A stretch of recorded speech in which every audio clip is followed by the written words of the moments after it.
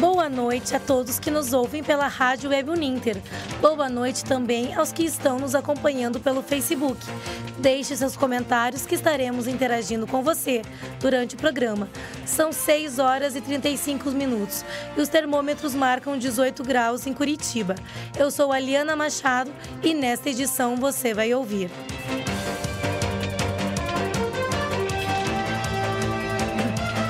A indústria florestal não para nem em época de crise econômica. Teatro é usado também como terapia contra a timidez. O trabalho na terceira idade, como os idosos estão encarando a aposentadoria. O uso excessivo de games pode causar prejuízos à mente humana e a previsão do tempo para o final de semana. Isso e mais, agora, no Uninter Informa.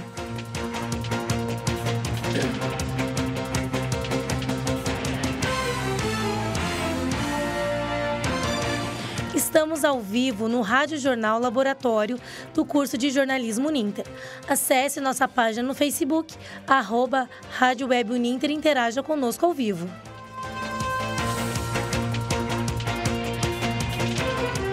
A cada 10 pessoas, 3 chegam à terceira idade sem se preparar para a aposentadoria. Uma pesquisa realizada pelo Serviço de Proteção ao Crédito, o SPC, e a Confederação Nacional de Dirigentes Lojistas mostra que 66% dos idosos têm uma visão positiva sobre a chamada melhor idade. 1/3 dos idosos que já estão aposentados continuam trabalhando, segundo o SPC e a Confederação Nacional de Dirigentes Lojistas. A pesquisa aponta que 47% dos aposentados não consideram um benefício suficiente para as despesas. Mais de 9% ajudam na renda familiar, caso de Maria. Bem, eu continuo trabalhando depois da minha aposentadoria porque eu me surpreendi pelo valor do benefício, que era menor do que eu calculava, pelo tempo que eu trabalhei. Né? E pelo fato assim, de precisar adquirir mais uma renda extra, porque eu tenho prestação para pagar, eu tenho ajuda na faculdade do filho, é difícil ainda, fora o plano de saúde, né, que o valor é muito grande, eu preciso de uma renda extra para cobrir esse plano. A pesquisa ainda revela que mais de 70% dos aposentados ativos possuem sentimentos positivos em relação ao trabalho. Para o geriatra Rodolfo Pedrão, essa rotina é saudável para os idosos. É interessante que o idoso continue ativo, que não fique recluso após a aposentadoria, que ele continue interagindo na sociedade, tendo seu papel de provedor na família e, por um lado, isso pode ser muito positivo por manter a atividade desse indivíduo. Ainda assim, muitos idosos estão no mercado de trabalho por necessidade. 35% deles chegaram à terceira idade sem estarem preparados. E a nova reforma da Previdência pode dificultar ainda mais o planejamento dos futuros aposentados. A aposentadoria que ele obtém, o provento que ele obtém não é suficiente, ele não se preparou, não teve a possibilidade de organizar as suas finanças para a aposentadoria e ele acaba precisando complementar a renda familiar, em alguns casos ele é até o provedor principal, para dar conta dessa demanda. Priscila Michele para o Uninter Informa. Ocorreram hoje, em cidades de todo o país, manifestações contra as reformas trabalhistas, reformas da Previdência e a convocação das diretas já. Os atos foram organizados pelas centrais sindicais e movimentos sociais. Na maioria das cidades, o transporte público não funcionou e as escolas e agências bancárias estão fechadas. Os manifestantes protestaram com bloqueios de vias e rodovias. As centrais argumentaram que as reformas causam prejuízos ao trabalhador. O vice-presidente do Sindicato dos Jornalistas Profissionais do Paraná, Pedro Carrano, fala sobre a importância das manifestações. Hoje a gente tem um congresso absolutamente conservador, ligado ao grande capital, ligado à corrupção. Então, claro que a proposta é principalmente fortalecer a luta dos trabalhadores, a luta das ruas. A votação da reforma trabalhista será feita pelo Senado na próxima terça-feira e, caso seja aprovada, o presidente Temer poderá fazer alterações. Mesmo em período de crise, a indústria florestal não para. O reflorestamento ajuda a manter a produção e exportação de matéria-prima. Além das madeireiras, o Paraná possui um dos maiores parques industriais de todo o Brasil. Tem indústria de todos os segmentos, como papel, celulose, embalagem e artefatos. Com mais de 11% da base florestal, o estado está conhecido como um dos pulmões de reflorestamento do Brasil. Os investimentos que o estado tem recebido no setor fez referências especificamente à nova unidade da indústria, Klabin, inaugurada em Ortigueira, no ano passado. A nova planta da indústria foi responsável pela mudança do posicionamento do Brasil no mercado mundial. Com esta nova unidade, o Brasil passou de quarto para segundo lugar na exportação de celulose, superando a China e o Canadá. Trata-se da fábrica mais moderna de celulose do mundo. De acordo com os dados da IBA, as indústrias do setor do Brasil faturaram mais de 70 bilhões em 2016 e é um dos 5 setores mais importantes da economia, respondendo por 6% do PIB do país. O reflorestamento é utilizado tanto para a fabricação como exportação de pasta mecânica, celulose, madeira serrada, chapas e móveis. Jorge Kula, produtor florestal, diz que mesmo com a crise econômica é hora de aproveitar. A indústria, de uma forma geral, está sofrendo bastante com a crise econômica, especialmente aquelas que trabalham para o mercado interno. Como nós não trabalhamos com produto final e sim com uma matéria-prima, que é madeira, e chapas, esse produto tem um mercado internacional. Então, com a valorização desvalorização do real, valorização do dólar, passou a viabilizar mais essa indústria. O clima favorece muito com a alta produção de pinos no estado, diz Valmir Moraes, dono da área de plantio. Esse pinus que nós produzimos é um pinus taeda, é subtropical, é o pinus que se vende no sul do Brasil. Nós trabalhamos com semente melhorada geneticamente e hoje o que tem de melhor em qualidade genética de semente muda, nós temos para produzir para o mercado do sul do Brasil. Mesmo com a tecnologia e a genética, as árvores não estão livres da vespa da madeira, uma praga que atinge as plantas a partir dos 7 anos. A empresa brasileira de pesquisa agropecuária, a Embrapa, criou um verme que esteriliza os ovos da vespa, que implantado na árvore faz o controle natural da praga. Quem fiscaliza e monitora a vespa é a Agência de Defesa Agropecuária do Paraná, a ADAPAR. Mas é necessário ficar atento, não dá para descuidar isso, declara o agricultor Darcy Bueno. Então, primeiramente, a informação, aí a gente parte para a ação, vamos dizer assim, né? Que é a manutenção. Vai ser o desbaste agora, esse pino está com 6 anos. A partir dos 7 anos a gente vai fazer o desbaste e monitorar, andar pela floresta para identificar se tem uma árvore estressada e fazer o preventivo, né? O desbaste que já você elimina, vamos dizer assim, quase que 100% a incidência da vespa da madeira. Lucas Marcansoni para o Uninter Informa. Vamos agora para um breve intervalo e voltamos já.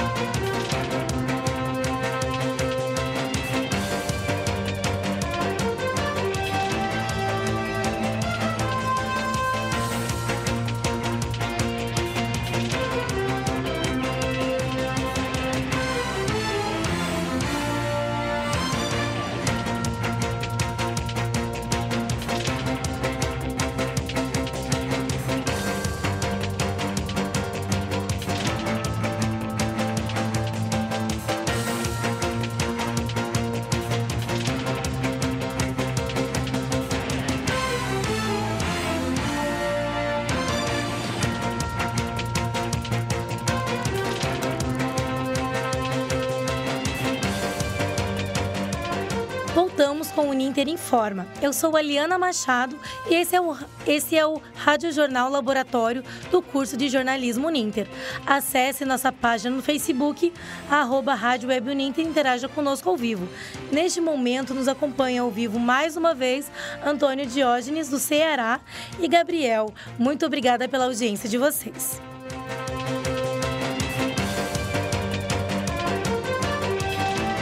Estudos comprovam que o uso excessivo de games pode trazer consequências em decisões importantes e no autocontrole. Confira na reportagem de Luiz Gustavo.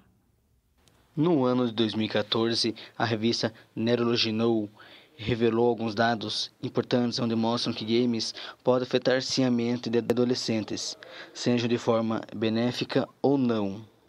Nesse estudo, comprovou-se que a dopamina, que é produzida pelo cérebro, mostrou autossuficiente para quase desativar o córtex pré-frontal, região do cérebro ligada à tomada das decisões juntamente com o autocontrole. A secretária Laíse diz que passa por isso com seu esposo. Eu tenho um esposo, que é viciado em jogos online, acaba esquecendo horários, ter atraso. O psicólogo Daniel Bento aborda as principais maneiras de poder se controlar ao uso dos jogos de videogame. Se você conseguiu 10 dias, é sinal que você consegue 10 dias. Você teve uma recaída, agora é trabalhar para que você consiga 20 dias, 30 dias, 60 dias. Até o ponto que você chega a dizer assim, eu consegui controlar, ou seja, eu consegui ter o hábito, eu posso até ter contato, mas ele não me domina mais. A estudante Andriele conta como ela passou por essa situação em casa. Consequências que eu tive por causa do vício no videogame foram a má alimentação, porque eu não me alimentava direito, eu ficava só na frente do videogame. Dormia, eu quase não dormia, eu dormia muito tarde, e no outro dia para ir para a escola eu ia super cansada. Isso também atrapalhou nos estudos, porque eu também não estudava para ficar jogando. E também as brigas, porque eu brigava muito com a minha mãe, porque eu não fazia nada em casa, porque eu ficava jogando videogame e acabava não fazendo, ajudando ela nas tarefas de casa.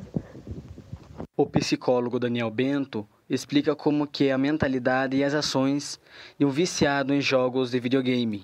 Todo viciado, seja ele em substâncias químicas ou uma atividade que o jogo de videogame pode gerar esse vício, ele gera depressão, afeta a sua vida pessoal, afeta no trabalho, nos estudos, o relacionamento, Você começa a perder aquele teu ciclo de rotina, porque você começa cada vez mais se dedicar mais tempo aos jogos.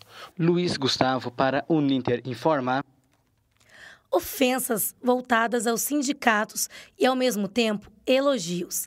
Quem sabe mais sobre isso é Fernanda Barbosa, ao vivo conosco aqui no estúdio. Olá, Fernanda. Boa noite, Eliana. Em solenidade, no Palácio Iguaçu, nesta semana, o governador Beto Richa fez uma ofensa diretamente aos sindicalistas. Ele falou o seguinte, chamou todos de fascistas. O governador do Paraná diz ainda que os direitos defendidos pelos trabalhadores não passam de privilégios.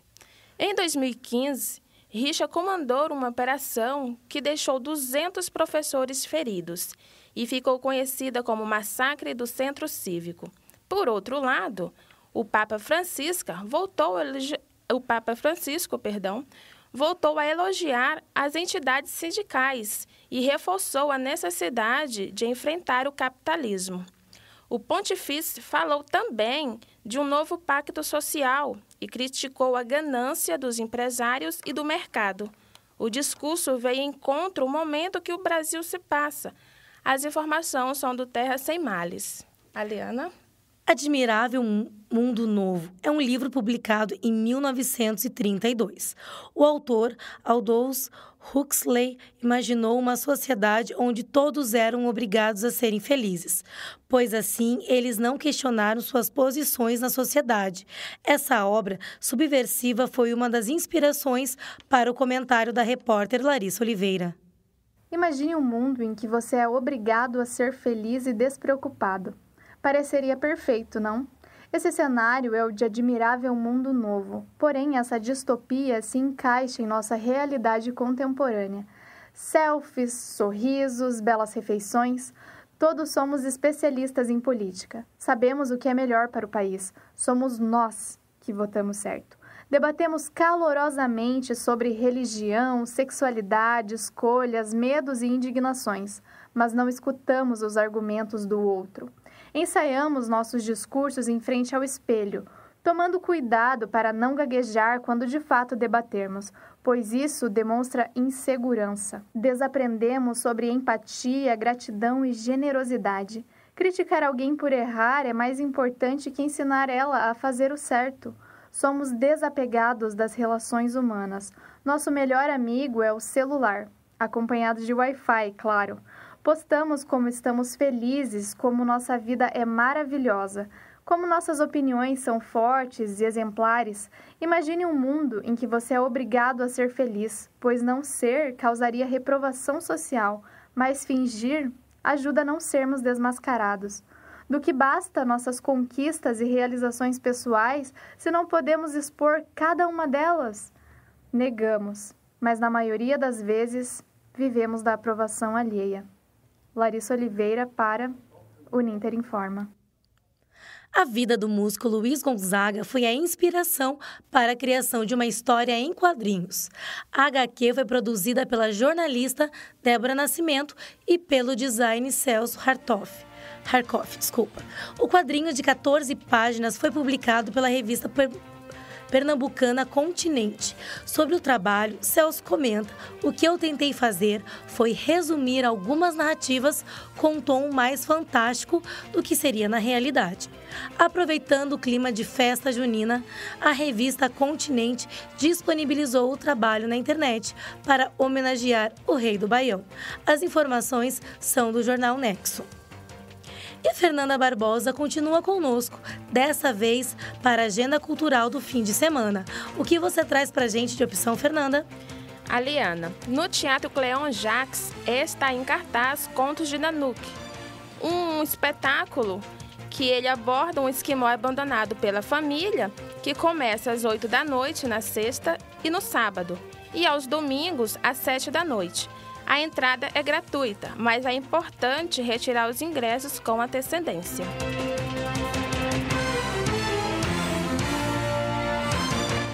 A Cinemateca de Curitiba está com o documentário Um Casamento. O filme relata a história de uma senhora que relembra o matrimônio da década de 50. Os ingressos custam R$10 inteira e R$5 a meia. O documentário fica em cartaz até a próxima quinta-feira, sempre às 7 da noite. E agora, confira a previsão do tempo com Kevin Capobianco.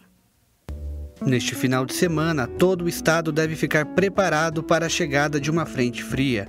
Mesmo com a baixa umidade, a formação de chuvas fracas e tempo nublado é previsto para a região de Curitiba e litoral. No norte pioneiro e no noroeste do estado, o sol aparece com variação de nuvens e temperaturas elevadas durante a tarde. No entanto, não é descartada a chance de chuvas isoladas. No sábado, em Londrina, a mínima é de 14 graus e a máxima de 24. Em Curitiba, as temperaturas variam entre os 11 e 17 graus. No litoral, a mínima é de 17 e a máxima de 23. No domingo, a chuva ajuda a deixar as temperaturas mais baixas. Em Curitiba, a mínima é de 7 e a máxima é de 14 graus. No litoral, também deve chover e as temperaturas variam entre os 15 e 19 graus. No norte, o tempo deve ficar estável e céu com poucas nuvens. Em Londrina, as temperaturas variam entre os 11 e 20 graus. As informações são do Instituto Nacional de Meteorologia e do CIMEPAR. Além de entretenimento, o teatro é uma excelente ferramenta contra a timidez. A arte da interpretação pode funcionar como uma terapia. O teatro é uma representação da vida real. Além de servir como uma forma de entretenimento, é uma linguagem cultural que tem o poder de fazer uma crítica aos moldes da sociedade, quebrar paradigmas e combater a timidez, que é o inimigo de muita gente. E é o que conta mais Júlio, que ingressou no teatro há 2 anos atrás. O teatro influencia na minha vida com relação à sociedade de maneira geral, consegue se expressar melhor, se solta melhor, né? Você vê que as pessoas elas se prendem muito nos limites do corpo, em que elas que aprenderam desde pequeno. Eu vejo isso. Porque, tipo, não faça isso, não faça aquilo. Se comporta, fica quieto. Tipo, a mãe ou o pai falando pra criança, porque a criança, ela, tipo, não tem limites, né? O problema não é ela não ter limites, mas ela não conhece o perigo, digamos assim.